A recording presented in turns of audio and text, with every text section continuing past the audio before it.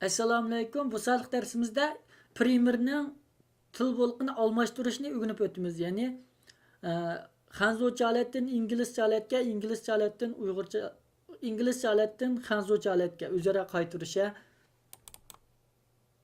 Hozir qo'zg'atadigan bo'lsak,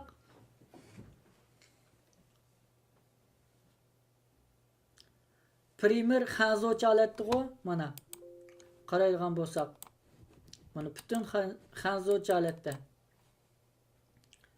Mana ko'rdinglar, mana hozir xanzocha holatda. Buni biz agar ingliz ishlatib qolsakchi, ingliz ishlasak, avval primer qachilvaga o'rinni tepib olamiz. Tepishda tubiosniki tubion tanlab 10 kunib, mousening 10 kunibkisini chekimiz. Ondan xasliqning ichidan dakavejana o'rin qachilanga adresini topamiz. Adresini topgandan keyin bu ichib olamiz.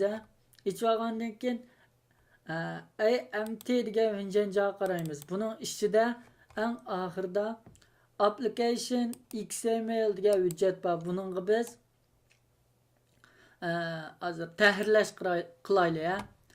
Yana odat 8-qurda, yana Adobe Premiere Pro CC 2015 ning qaraydigan bo'lsak, oxirisida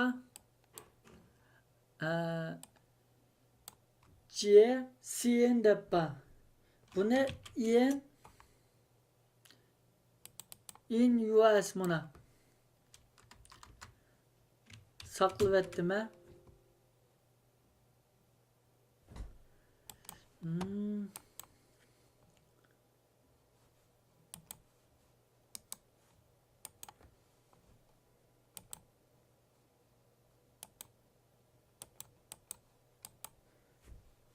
Huquq beruvdiya tanlash.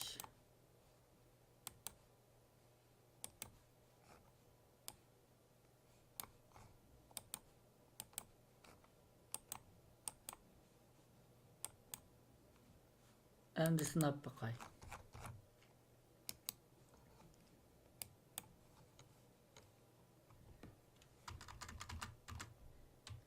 NUS endi bo'ldi.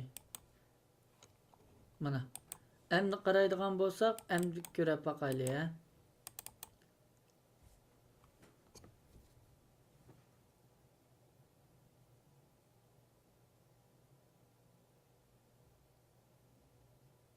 Bütün İngilizce bo'ldi mana. Ko'rdinglar? Bayatdan hujjatning o'zgartish huquqi yetmagancha shuni saqlashga bo'lmabdi. Biz qaytadan bir takrorlab o'taylik. Hozir inglizcha holatda biz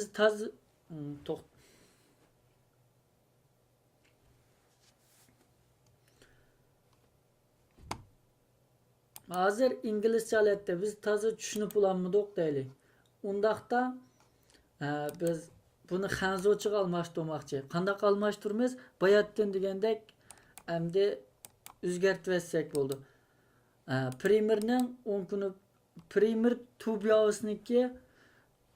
tubiosini tanlab, mousening 10 kunibkisini chekib chiqqan tizimlikdan xasliqning ichidan daka vinjan so'yo viji buningdan yani adresga erishib, adresdan AMT buning ichidan eng ostki application XML degan hujjatni tayyorlash qilamiz. Tayyorlash qilgandan keyin in US degan tepib, ya'ni 8-qur atrofida bor. Buni CN qilib etsak bo'ldi.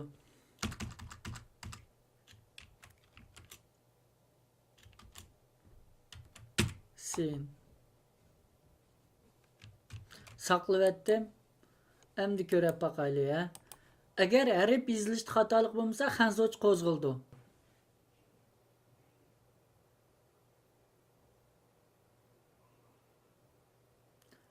Mana xanzoch qo'zg'aldi. Butunlay xanzoch bo'ldi.